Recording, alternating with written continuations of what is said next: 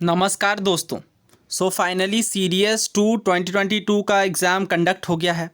जैसा कि हम लोग हमेशा ही करते आ रहे हैं, क्वेश्चंस की एनालिसिस करेंगे और सारे सवाल जितने भी या तो एनसीईआरटी जो स्टैंडर्ड बुक से पूछे गए हैं उन क्वेश्चंस को मैं आपको सोर्सेज के साथ कराऊंगा ताकि आपको आइडिया लगे कि क्वेश्चंस किस एरिया से पूछे गए।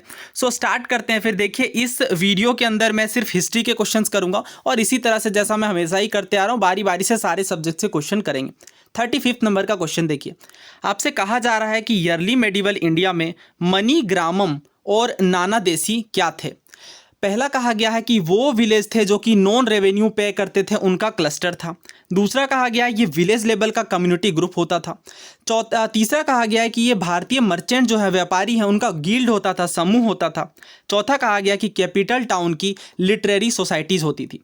क्वेश्चन के सोर्स की बात करते हैं। जैसा कि मैंने आपको कई दफ़े बताया है कि जो आपकी बेसिक एनसीईआरटीज़ हैं 6 से लेकर 10 तक की, बहुत ज़्यादा इंपॉर्टेंट है। ये क्लास 7th की एनसीईआरटी का चैप्टर 6 है, towns traders and craft person, यानी इसमें शहर और व्यापारियों पर बात की गई है। दोस्तों, इसी चैप्टर में हम लोग देख सकते हैं कि ट्रेडर्स की बात की गई है, किस तरह कुछ व्यापारी बड़े हैं, कुछ व्यापारी छोटे हैं। ट्रेडर्स के बारे में बताया गया। ट्रेडर्स में बंजाराज भी हैं। अगर आपको याद हो तो सिविल सर्विसेज में बंजाराज पर क्वेश्चन पूछा गया है कि बंजारा क्या होते थे। उसके बाद सेवरल ट्रेडर्स, हाँ वो क्वेश्चन काफ़ी ईजी था, हालांकि पूछा गया था बंजाराज क्या होते हैं, जो कि ट्रेडर्स थे।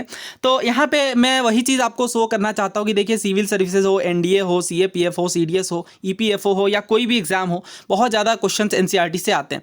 तो यहाँ पे देखिए बताया जा रहा है कि सेवरल ट्रेडर जो कि होस्ट ट्रेडर हो गए, फॉर्म वो एसोसिएशन बनाते थे, हेडमैन रखते थे साथ में और वॉरियर्स के साथ ये चलते थे। Since trader had to pass through many kingdom they usually travelled in caravan. कारवां भी ध्यान रखिए, बहुत इंपॉर्टेंट है। कारवां बनाकर चलते थे और गिल्ड बनाते थे ताकि वो अपने इंटरेस्ट को प्रोटेक्ट कर सके, क्योंकि वो अलग अलग जगहों से गुजरेंगे तो उन्हें खतरा भी था। There were several such guilds in South India from the 8th century onward, यानी अगर हम लोग बात करें दक्षिण भारत में तो 8th सेंचुरी के बाद बहुत सारे देखने को मिले हमें गिल्ड, व्यापारियों का समूह, जिसमें मनी ग्रामम और नाना देसी काफ़ी प्रमुख थे। तो यहाँ पे आपने देखा कि स्पष्ट रूप से ये क्वेश्चन एनसीईआरटी से लिया गया है और ये गिल्ड जो है वो पेनिनसुलर इंडिया में और साउथ ईस्ट चाइना और साउथ ईस्ट एशिया और चाइना, इन जगहों पे ये व्यापार करते थे गिल्ड बना करके। दोस्तों, इसका उत्तर हमने देख लिया सोर्स के साथ। ये क्या है? भारतीय व्यापारियों का एक गिल्ड था साउथ इंडिया में, स्पेशली 8th सेंचुरी के टाइम पीरियड में। अगला प्रश्न देखिए, ये 36 नंबर है। The Dutch were defeated by Martand Verma of Travancore kingdom in the battle of, यानी जो ट्रेवनकोर किंगडम था उसमें जो मार्तंड वर्मा जो राजा थे, डच वर डिफीटेड, डच को उन्होंने हराया। वो कौन सा युद्ध था? वांडीवास था, राक्षस टांगड़ी था, पुलालूर था या कोलाचेल था? तो अगर आपको ब्रीफ आइडियाज़ है तो यहाँ पे आप 2 ऑप्शन तुरंत एलिमिनेट कर सकते हैं। जैसे कि अगर आपको याद हो तो सीएपीएफ 2022 में भी पूछा गया राक्षस टांगड़ी वॉर के बारे में, जो कि विजयनगर किंगडम के राजा द्वारा लड़ा गया था। और वांडीवास भी हमें पता है कि ये मार्तंड वर्मा के साथ तो नहीं लड़ा गया था। तो यहाँ पे हम आसानी से इन्हें एलिमिनेट कर सकते हैं। हमारे पास 2 ऑप्शन बचते हैं, पुलालूर और कोलाचेल। दोस्तों, यहाँ पे जो ऑप्शन में पुलालूर है, तो बैटल ऑफ पुलालूर जो है वो लगभग 7th सेंचुरी में पुलकेशिन द्वितीय, जो काफ़ी महान चालुक्य राजा थे जिसने हर्षवर्धन को भी हराया था, उसके और महेंद्र वर्मन के बीच हुआ था। ये भी फेमस बैटल आप कह सकते हैं, क्योंकि पुलकेशिन द्वितीय जो कि अपने आप में इतना शक्तिशाली राजा था और जिसने हर्षवर्धन को नर्मदा नदी के तट के नीचे नहीं आने दिया, उसे मार दिया गया, उसे हरा करके मार दिया गया महेंद्र वर्मन के द्वारा, जो कि अपने आप में बहुत ही फेमस बैटल था।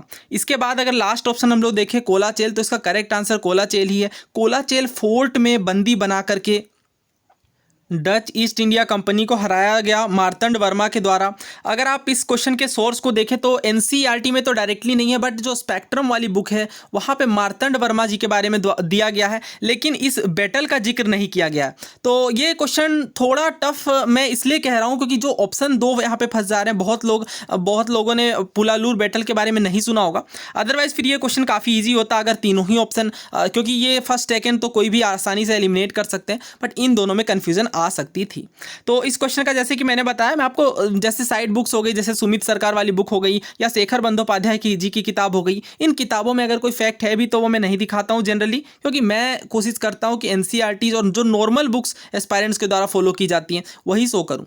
तो इस क्वेश्चन का आंसर क्या है फिर? कोलाचेल। कोलाचेल का बैटल हुआ 1741 में और डच ईस्ट इंडिया कंपनी और त्रेवनकोर के राजा जो कि मार्तंड वर्मा थे, केरला में आज के डेट में हम लोग देख सकते हैं, ये 1741 में हुआ और उसके बाद डच कभी रिकवर रिकवर नहीं कर पाए इस हार के बाद, और फाइनली जो डच ईस्ट इंडिया कंपनी का खतरा है वो भारत से टल गया।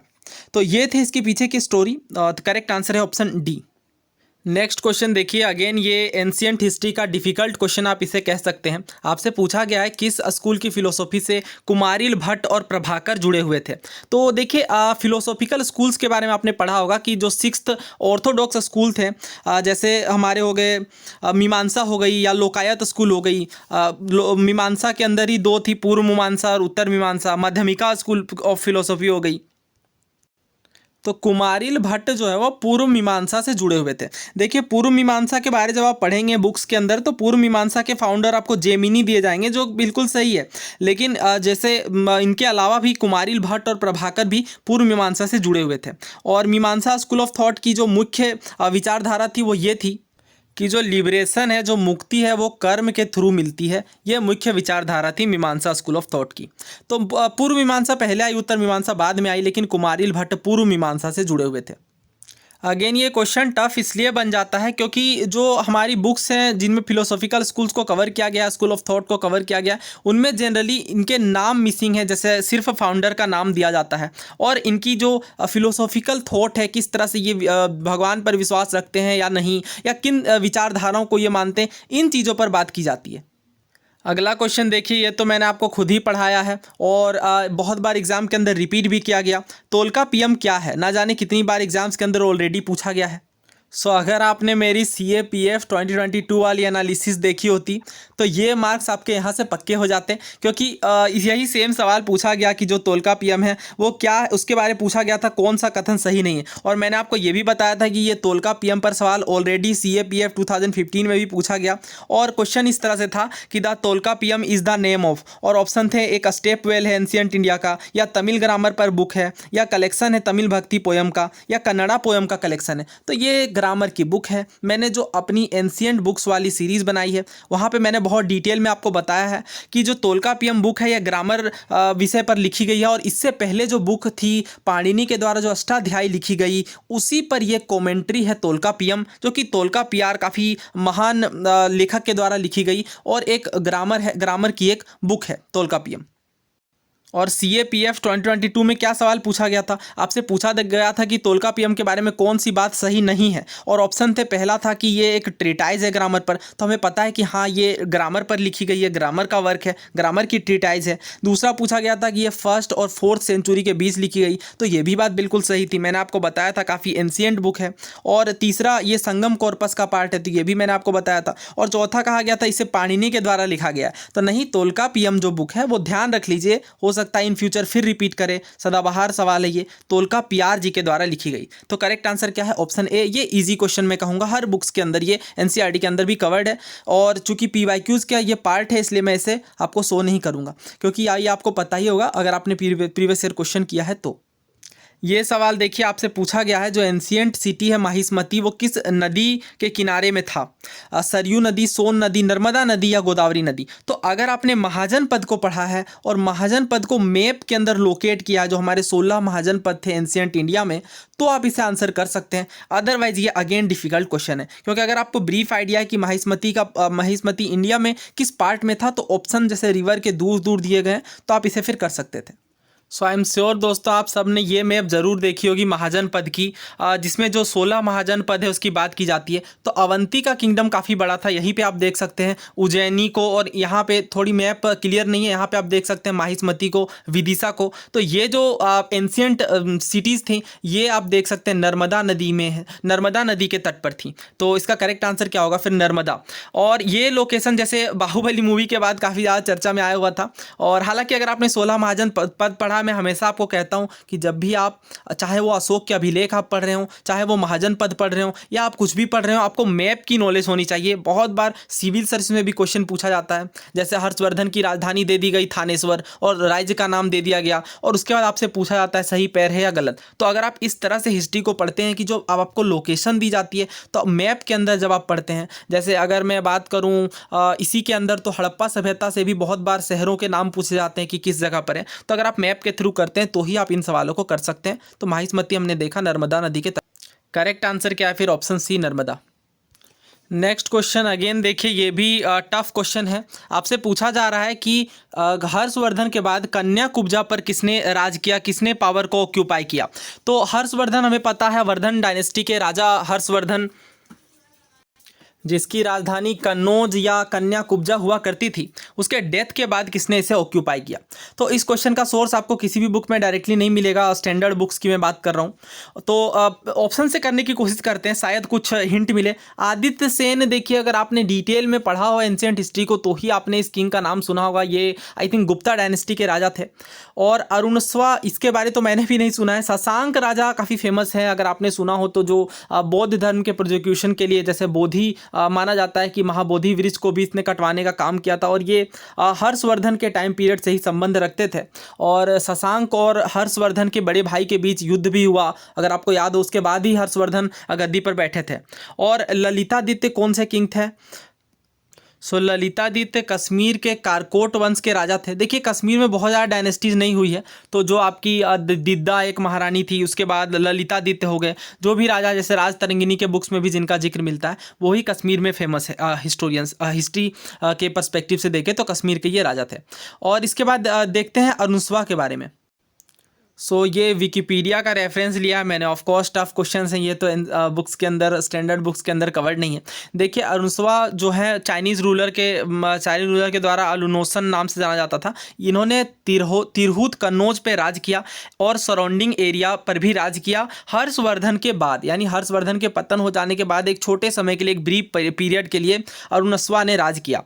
और आगे देखिए, ही असर्व्ड द थ्रोन, इसने गद्दी को कब्जाया किसके थ्रू? पुष्यभूति डायनेस्टी के बाद। तो हमें पता है पुष्यभूति डायनेस्टी से हर्षवर्धन बिलोंग करते थे। यहाँ पे भी आप पढ़ सकते हैं कि कन्नौज के राजा ये कब से कब तक रहे? 647 से रहे ये।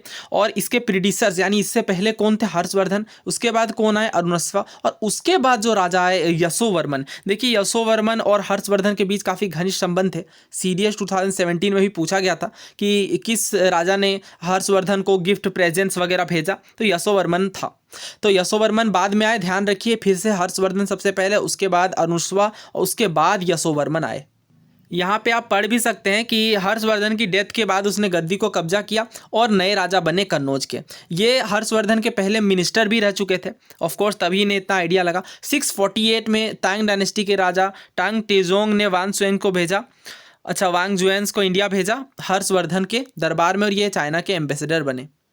तो उस टाइम पे इन्हें नहीं पता था कि हर्षवर्धन की डेथ हो गई है। जब ये पहुँचे यहाँ पे इंडिया, इनके एम्बेसडर, तो इन्होंने देखा कि हर्षवर्धन की डेथ हो चुकी है और जो नए राजा है उनका नाम है अलुनोसुन। इस तरह से चाइनीज़ बोल रहे थे, ऑफ कोर्स प्रोनाउंसिएशन अलग होगी, जो कि अरुणस्वा राजा थे। तो ये इसके पीछे की पूरी स्टोरी थी। बहुत ही डिफ़िकल्ट क्वेश्चन है, इस तरह के सवाल स्किप ही किए जाते हैं। और मैं आपको हमेशा कहता हूँ हिस्ट्री में 4-5 कभी कभी ज़्यादा क्वेश्चन भी ऐसे आते हैं जिन्हें स्किप करना पड़ता है, चाहे आप कितनी भी पढ़ाई कर लें हिस्ट्री के अंदर स्पेशली। तो करेक्ट आंसर क्या है? अरुणस्वा। अगला सवाल देखिए, the legend of Prahlad and his father Hiranyakashyap was first set out in the, यानी जो स्टोरी है हिरण्यकश्यप और प्रहलाद की, ये सबसे पहले किस पुराण में देखने को मिलती है? अग्नि पुराण, वामन पुराण, विष्णु पुराण या भागवत पुराण? अगेन ये बहुत ही टफ क्वेश्चन है। इसका करेक्ट आंसर ऑप्शन ए है, भागवत पुराण। भागवत पुराण में प्रहलाद और हिरण्यकश्यप का जिक्र मिलता है। सबसे प्रमुख पुराणों में से एक भागवत पुराण। सो दोस्तों इस वीडियो में इतने ही क्वेश्चंस रखते हैं। जैसा कि आप देख सकते हैं ज़्यादातर क्वेश्चंस टफ लेवल के हैं हिस्ट्री सेक्शन के अंदर। बाकी सेक्शन की एनालिसिस भी करेंगे डेफिनेटली। और एक चीज़ आपने और भी ऑब्जर्व की होगी, बाकी सेक्शंस के मुकाबले, जैसे कि मैंने आपको ऑलरेडी बहुत बार बताया, कॉस्ट बेनिफिट रेशियो हिस्ट्री का कम आता है। कुछ क्वेश्चन डुएबल होते हैं, बाकी ज़्यादातर क्वेश्चन टफ नेचर के ही पूछे जाते हैं। तो बाकी के क्वेश्चन भी हम लोग करेंगे, इसी तरह से पूरी एनालिसिस करेंगे। अगर आपको ये वीडियो सीरीज़ पसंद आ रही है तो अपने दोस्तों के साथ भी शेयर करें। Thank you so much.